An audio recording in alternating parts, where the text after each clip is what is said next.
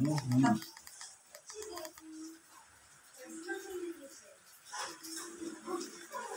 sa radyo at ang oras mo natin, 2:54 ng hapon. At meron tayong napaka-espesyal na kasama ngayon sa studio, Idol Rafi.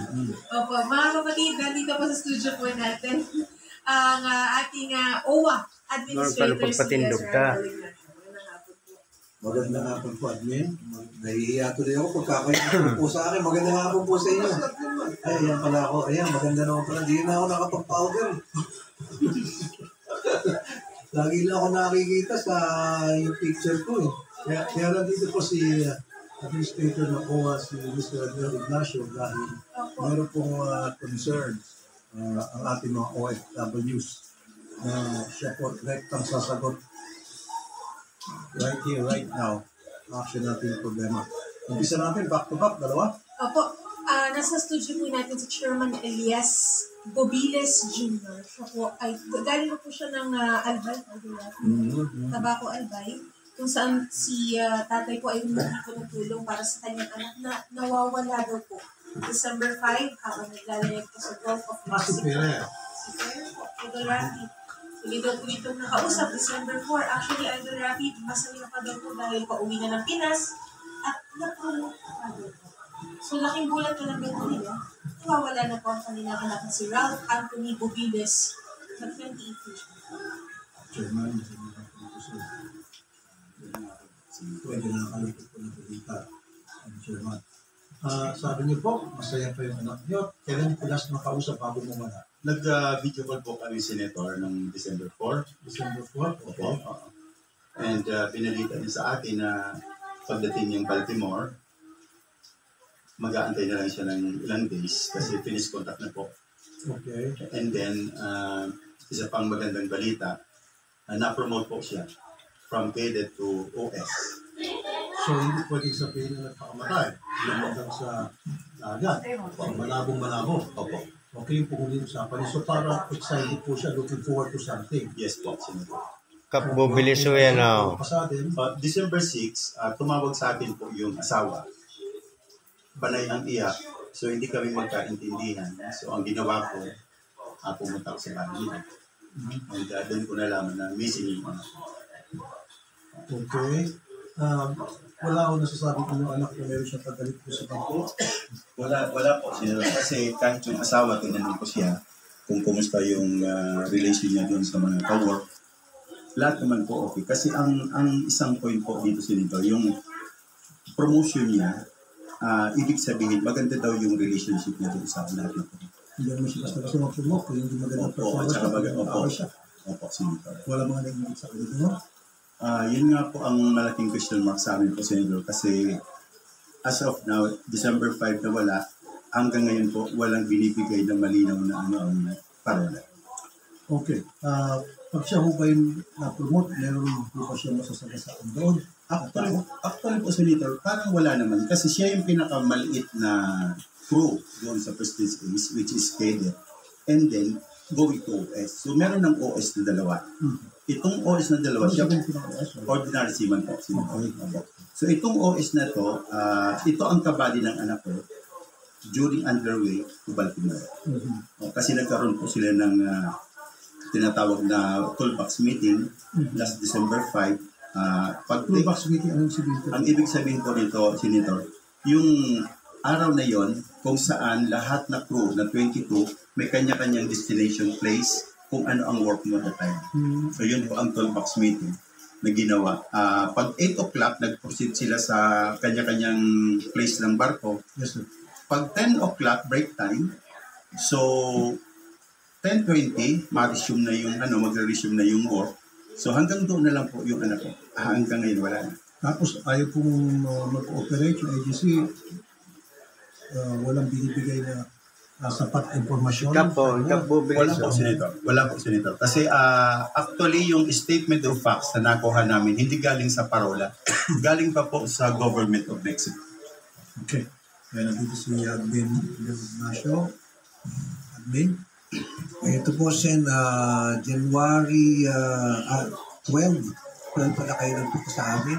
So anyway, yung aming welfare officer, si Regional Director Zen Ramos, nagbigay ko sa akin ng report na ang gagawin nating hakbang, ito si Parola, trabahuin natin with the DMW na file na natin case for them to explain bakit ang binibigay na informasyon sa inyo hindi consistent. So, yun po yung hakbang gagawin natin. Dahil ang investigasyon, yan mangyayari pag daong ng barko sa Baltimore. So, ang mapapangako namin sa inyo, ito ay matututukan. Wala akong uupo dito kasi nararamdaman ko napakasakit kung ganito mga pangyayari. Ang magagawa namin, Barkada ko ang pati ano. mapapangako namin sa inyo, Magturugam na bro. DMW, Barkada ko ang magturugam. Pinakabarkada ko, tumato ka. Nasa Dubai nga niya. Lalo na yung ama.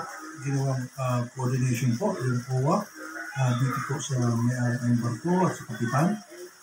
Ito po, yung report nga sa amin, hinihingan sila ng report. Pero yun nga, yung mga report na kulang-kulang as mentioned, consistent din naman sa report sa ating welfare officer. So, dahil lang magkakaso, ayan DMW, doon namin ihatid. Yan. Pero doon sa iba pa mga detalye, we will keep on monitoring. Kasi dumaan pa yung parko eh.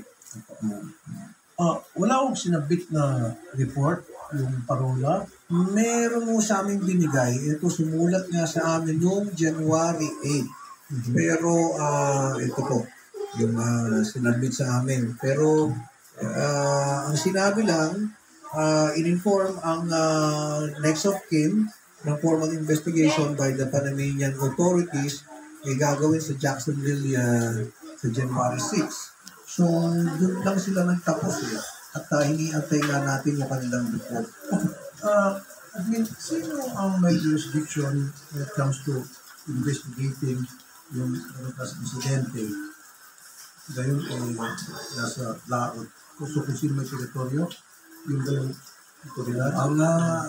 ang bibigay po natin po siya sa DMW eh. Ito rin sabihin yung gobyerno, which government is that? Yeah, kagaya po nito, yung nagbigay sa inyo yung government of Mexico. Kasi doon sila dumaan. Ngayon, pagdating nila sa Baltimore, magkakaroon tayo ng panibagong investigasyon doon. Pero saan nawala? Sa Gulf of Mexico, Senator. So, ang Gulf of Mexico, gobyerno? Saan po natin masama siya pag Mexico? Pero nag-search and rescue operation sila for 72 hours. Yung nga lang po, initinigil na 72 hours. That's why we want to get to the bottom of the case kung bakit nagkaganon. So, hindi ba inimbestigahan yung kapitan at lahat ng crew? Yun nga, isa-isa? Yun po kaya namin gusto makausap itong si Parola eh. Kasi ito pa lang ang report eh. Kaya we join you in filing a case sa Parola. Actually po, sir, with your respect po, sir, wala silang binigay na report sa Baltimore Port nung dumating yung barko. Kasi ang explanation sa akin ng Vice President in the person of Brando Rodriga na hindi daw sila pwede mag-report na may missing crew kasi i-involve lahat ng crew. And yung karga na mga luxury car ay ma-delay sa pag-deliver ng 4 na port. So, hindi sila nagbigay ng report doon sa Coast Guard ng Baltimore. So, ibig sabihin, mas importante pa yung mga luxury car kasi sa buhay ng tao. Yun nga po, Senator, ang sobrang disappointed talaga. Kasi, dapat ibalik pa din, delivery mga luxury cars na yan. May nawawalang tao, mas importante yung buhay ng tao. Nandito po sa akin yung crew list nung umalis sila po sa Veracruz Port noong December 4. Complete pa yung crew list, 22. But nung dumating sila ng Baltimore, 21 na lang. Dumating ng Georgia Brunswick, 21. Dumating ng Jacksonville, 21. At bumalik po ng Veracruz, 21. So hindi nakasama yung anak ko sa report. Kaya nagtaka ako. Kaya tinanong ko yung Vice President. Sabi ko, sir, bakit hindi kayo nag-report, yung kapitan nag-report doon sa Baltimore Port na may missing crew? Yun ang sagot niya po sa akin, Senator, na hindi daw pwede mag-report kasi mau-hold yung barko, mau-hold yung lahat ng crew, at madidelay yung crew. So what? Yun nga ang sobra akong disappointed sa kasagutan ng Vice President. Sabi ko, sir, alin ba ang mas mahalaga sa inyo? Yung ganyan na klase o yung tao? Ito po yung Vice President sa Parola? Yun ang sila sa inyo? Opo. Brandon Rodriga. Tawagan yung mga Auditor Rodriga na ito. Hindi po tayo sinasabi. Ay, papahirin natin. Tawagan si Atty. Garrett. Baka mo. Maghirin ulit tayo Yung sa presidente nila, si Ostelia Santillan. Opo. tawagan mo si Garrett. Hindi. Hihiling natin ito. Hindi pwede. Kasi, palagi nangyari ito eh. Hindi lang po kayo kauna-unang pagkakataon na gano'ng reklamo na tipid ang binibigyan informasyon sa mga nawawalan ng kamag-anak ng mga sipero. Actually, Senator, nung January 6, nagkaroon kami ng Zoom meeting sa DMW sa Region 5 sa Legazpi. Ang pinakausap na sa akin po ni Vice President Rodrigo, yung PNI, insurance. So, pag-insurance na agad, nagalit ako, Senator, kasi sabi ko, ma'am, ano po ang posisyon niyo sa parola? Taga-insurance ako, Mr. Butino. Sabi ko, bakit insurance na agad ang nanditong kausap? Hindi yan ang priority namin. Ang gusto ko, justice.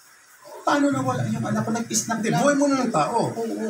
Tapos, wala naman pala siyang SPA na binigay para mag-participate doon sa Zoom meeting. Nandito sa atin yung report ng DMW. Pero nagkaroon ng attempt na search and rescue. Opo, meron. Opo. 72. Kaya lang po, Senator, Tapos in-inspect yung barko, top to bottom. kaya lang po ang problema. Gumawa ng inspection na po sa Opo. barko. Kaya lang, ang naging problema, nawala yung anak kong 10:20 ng umaga, nag-report sila 5:05 ng hapon. Almost 7 hours ang pagitan na. So very, very critical na yun kasi ang Gulf of Mexico, trap season, talagang ang lalaki ng alon. So paggabi na, so paano kayo makukuha? Kung gano'n ang pagkaka-handle sa inyo, yun yung napakasakit naman na responde. Hindi ko alam yun. Kasi ang sumusulat ko sa akin yung presidente. So, tatanungin natin sila, bakit ganyan sila sumagot sa inyo? Bakit insurance kagad ang iharap? Opo. Okay. Attorney Garrett, Yes po, Senator. Magandang hapon po. gusto ko next week, total, sinuspend ko lang man yung hearing sa DMW. Yes. Mag-hearing ulit tayo Monday, Tuesday, or Wednesday. Patawag natin itong parola. Parola Market Agency. Yung pinakamataas, yung presidente at saka yung kapitan, itong si Rodriga. Yes po, Senator. Gusto ko present yung dalawa. If possible. Yes po, Senator. Okay. We will see if the captain is within the Philippines po, sir. If andito, we will make sure he will invite him. Parola yung captain, iti, at saka itong marina din, yung pinakahitan ng marina natin. We will contact po then yung correct time ng ating marina to see kung meron po kapabayaan yung ship owner po. Okay, ship owner, yan, yung presidente, yung kapitan, Yes po. patawag mo lahat ng pwede. So, gusto ko hearing Monday, Tuesday, or Wednesday bago mag-recess. So, Yes po, sir. As soon as possible time po. thank you, Attorney Garrett. That's all, thank you. At saka pa isa po, Senator, apat na po akong nag-request sa kanila na pumunta doon sa Gulf. Palagi din ang pinigil. Hindi raw kayo pinayagan. Hindi po ako Bakit? pinapayagan. Ano daw pong reason? Yun nga po ang malaking katanungan sa akin. Bakit ayaw nila akong papuntahin doon yung mga personal belongings ng anak ko? Dapat makita ko na Yes. ako ang dapat na Yes. ayaw nila po. Dinidecline nila Sino yun. pong umayaw? Sino sabi mismo? Ano pang? Yung parola po. Ito si Vice President Brandon Rodrigo. Ito na. Captain. Captain. Captain daw ang rango niya, pero siya ngayon ang Vice President po ng Parola Maritime Agency Corporation. Baka kapitan talaga ito ng barko. Ito kasi yung mga humarap sa amin, si Captain Brando Lindinga, Lavendel, Benuro, Tony Marina, at Philip Fusis. Ito ba mga namit niya? Opo. Yan. Hindi ko tayo dito dito. Kausapin natin si Attorney Gina Pacliban, Naseda, Regional Director, Region 5. Bakit Region 5? Bakit hindi yung mismo Mayusek Asset ang sector? Oo. Yung regional director ng BMW, no? Attorney Gina, magandang hapon po, madam. Magandang hapon po, Senator Idol Gafi, at sa ating pong mga tagapakinig po at lahat ng viewers po. Magandang hapon po. Okay. Sir Eddie, magandang hapon din po. So, kanina pa kayo nakamonitor. Ano po yung pinaka-latest dito, madam? Ang latest po dito, sir, nagkaroon po sila ng pag-uusap via Zoom po in January 17 po. Pero ikurata lang po yung unang pag-uusap po niya Sir Eddie at yung pong sinasabi po niya na PNI po. That was December 23 po.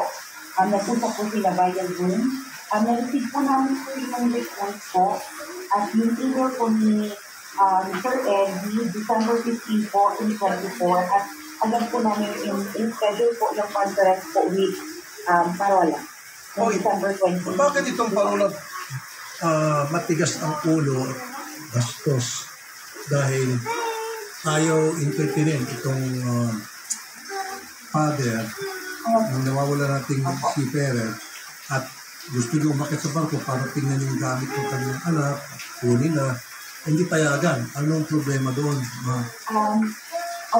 Actually po, sir, ayaw po sa pumayag ay hindi po yung Parola, hindi po yung ship owner po mismo natin at ito yung vessel po mismo. Isa pa lang yung ano po kasi flagship. So, nahihirapan din po yung Parola po sa pasipan po ay hindi po dito sa ship owner po, sir. No, dapat ang ginawa po. I'm sorry. Kayo sa DMW, OWA, Parola, kasama itong father ng nawawalang seafarer, akit sa barko. Oh, may jurisdiction kayo. DMW kayo eh. Di ba? Oo, sabihin sa dalawa. Sabihin nyo, kami si DMW, kasamang OWA, akit kami dyan para kunin yung gamit ng seafarer. Pero kasama yung father para identify kung talagang gamit niya yun. As simple as that, very basic, very elementary. Kindergarten, as a matter of fact. Why did you do that? Actually po, sir, hinihintay na lang po namin si Sir Bodilas po dito. May pag-uusap po kanila this Friday po, isa-finalize po natin yung request po natin po. No, ma'am. Kasi schedule po namin sa po ngayong Friday.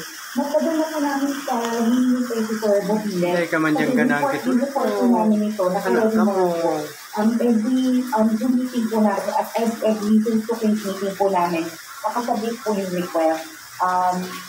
Si Sir Bodilas lang po hinihintay po natin po dito, yung decision po niya. Tawag mo ulit si Renegaret. First things first. Dapat pag merong nawawalang seafarer, I don't care kung madali yung delivery ng mga sasakyan. I don't care kung madali yung pagbaba ng mga kargamento. Dapat magkaroon mo ng investigation, i-account mo na lahat ng mga seafarer, inspection and top to bottom yung barko, etc. Di mga ganong klase ho ba? Diba? Can we not make an agreement with itong flagship ng barko or whatever it is? Kayo dyan sa DMW, di ba hindi kayang mga ng ganong klaseng coordination? O pakiusap? O kung ano man tawag doon? Mag-MOA kayo? Can we not do that? Kasi, wala naman po mas concern pa daw yung kapitan ng barko deliver ng mga luxury cars kaysa naman maging concern sila sa nawawalang seafarer, yung buhay ng seafarer. Kung ano nangyari. I think that is something that you have to look into kung kailangan nyo ng support ako 100% away. Yun po dapat patakaran. Tapos may pangalawa man, next time, pag may kamag-anak nag-request sa inyo na gusto ko umakyat sa barko para tingnan ko yung mga gamit ng aking relative dyan, i-identify ko to make sure yun talaga magamit. Kayo po mag-initiate sa DMW, tawagan niyo yung Parola, OWA, DMW kayo, akyat kayo sa barko. Imposible hindi kayo papayagan. Papayagan kayo kasi nasa batas naman natin yun, nasa patakaran. You didn't do. Why not? Why? So next time gagawin niyo na po yun. Next time. Tama? Yes, po. Ganun. So kailan po, nasa po yung mga gamit ng ating seafarer? Nasa vessel pa po, sir. Jeez. So ngayon, baka nalo na yun. Meron na bawas na doon, meron na isingit doon, etc. Dapat, agad-agad, di ba? Yung pag-request, father, gusto ko tingnan yung mga gamit. Ano bang meron doon? Ito ba kung pinaragan baga ito gamit niya? Importante. Maliit na bagay. Pero importante makatulong sa gagawin investigasyon. Eh ngayon, baka yung mga ebidensya doon, kinuha na ng mga kung sino-sino na whatever, whoever that or those persons are, tapos kinuha na, inayos na, ginulo-gulo na. Ayun naman mga. Diba? Kaya Atty. Atty. Gina, bakit sila tumatanggi na papalikin si Captain Amy sa barko? Ano yung binigay nila rason? Ang rason po nila, sir, sa conference po natin, sir, initially po kasi gusto din po nila pagbigyan po yung request po na however, hindi po pumayag yung ship owner po dahil yung family nila daw na po ang may jurisdiction po ito. Sino po ulit? Panama po. Panama. Okay, hindi ba kayo hindi ba admin and attorney wala pa kayo pwedeng gawin baga agreement sa lahat ng mga barko o kung sino man may dito kung anong flag ka pinikeri niya na pag may ganitong klase mga problema i-allow kayo yung family ng si Pero umakyat ng barko para tingnan yung mga gamit. Kunin yung gamit mo, i-pull out. Hindi ba pwede gano'n? Okay? Apo, we will submit a request po to the secretary po with relative to sa request po ni Mr. Madilla. So sa ngayon po, anong game plan? Apo, yung ano po namin, yung economic yung tayo na nakaschedule po si Sir Bobiles na mag-file po ng complaint na po. Final complaint po against Araya and Principal. Okay, complaint. Ang gusto ko ma'am, itong parola, suspindihin niyo po ang license nito for the meantime. And then, pag nakita natin talagang malaking kapabayaan, I want it cancelled, ma'am. Okay. Yes. Pwede po? Makakausap po kayo sa susunod po natin yung family po ng Mr. Bobiles po, pag-file po ng case po. And then, lahat ng klaseng tulong, ibigay niyo po available, whether that financial, whatever, dito po sa family ng nawawalan. Okay. Ibigay ko na rin po, sir, ang update po. Last Friday po, we conducted po controversial intervention po with the family of Mr. Ralph Anthony Bobiles. In fact po, nag-visit po kami kay father po, Sir Eddie, with the welfare and rehabilitation services po namin. And nakausapin po namin yung common law partner po ni Sir Ralph Anthony po. Yung mga anak niya po.